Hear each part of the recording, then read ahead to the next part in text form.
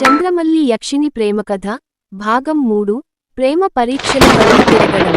పౌర్ణమి భాగం 3 ప్రేమ పరీక్షలు. అరణ్య దేవత చెప్పిన ఆ 3 పరీక్షల మాటలు అరవింద్ మనసులో ప్రతిధ్వనించాయి. హృదయ పరీక్ష, విశ్వాస పరీక్ష, త్యాగ పరీక్ష. తన ప్రేమ నిజమని నిరూపించకపోతే చంద్రమల్లి శాపం నుండి బయటపడలేరు. ఆ రాత్రి అడవిలో నిశ్శబ్దం. చంద్రమల్లి చెట్టు క్రింద కూర్చుని అరవింద్ వైపు చూస్తూ, "నువ్వు నిజంగా ఈ పరీక్షలు ఎదుర్కొనగలవా?" అని అడిగింది. అతను మృదువుగా నవ్వాడు. "ప్రేమ అనేది పరీక్ష కాదు చంద్రమల్లి, అది శ్వాస లాంటిది. నేనదిలేక జీవించలేను." ఆ మాటలతో మొదలయింది హృదయ పరీక్ష. చెర్రీ పువ్వు మొదటి పరీక్ష, హృదయ పరీక్ష. అరణ్య దేవత ఆకాశంలో జ్వాలల రూపంలో ప్రత్యక్షమైంది.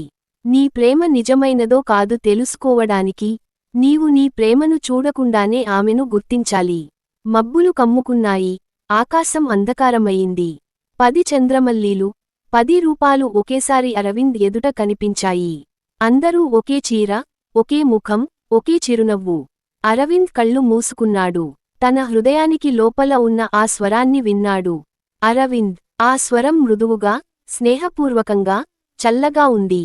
అతను కళ్ళు తెరిచి మధ్యలో ఉన్న చంద్రమల్లి దగ్గరికి నడిచాడు. "నువ్వే నా చంద్రమల్లి." ఆమె రూపం నిజమైన కాంతిగా మారి, ఇతర రూపాలు కనుమరుగయ్యాయి. అరణ్య దేవత స్వరం వినిపించింది. "నీ హృదయం శుద్ధమైనది." నెలవంక రెండో పరీక్ష, విశ్వాస పరీక్ష. అరణ్య దేవత మళ్ళీ అన్నారు, "ఇప్పుడు నీ విశ్వాసాన్ని చూపించు. నువ్వు చూసేది మాయారూపం. నీ ప్రేమ మీద నమ్మకం కోల్పోతే ఆమె శాశ్వతంగా కనుమరుగవుతుంది." ఆ కనక చంద్రమల్లి రూపం మారింది.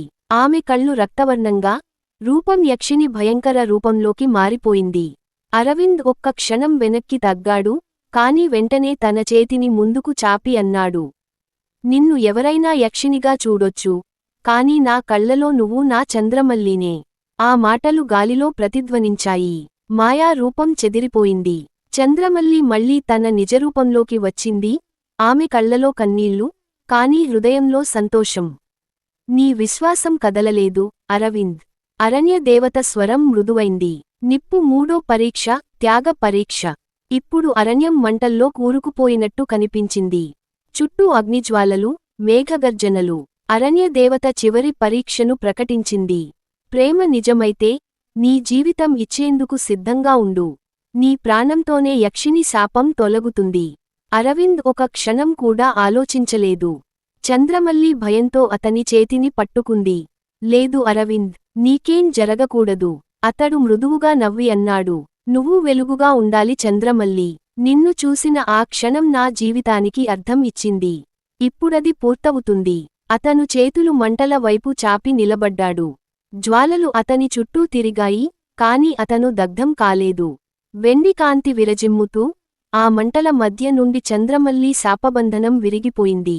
ఆమె రూపం దేవకాంతిలా మెరిసింది. అరణ్య దేవత స్వరం వినిపించింది. "ప్రేమ త్యాగాన్ని తాకినప్పుడు దివ్యం అవుతుంది.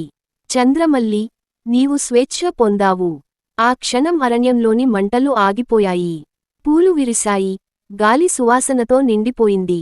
అరవింద్ కళ్ళు మూసుకొని నేలపై కూర్చున్నాడు, అలసటతో కాని హృదయంలో సంతోషంతో. చంద్రమల్లి అతని ముందు నిలబడి, మృదువుగా అతని చెంపను తాకింది. "ఇకనుంచి నీవు నా ప్రాణం." భాగం 3 ముగింపు.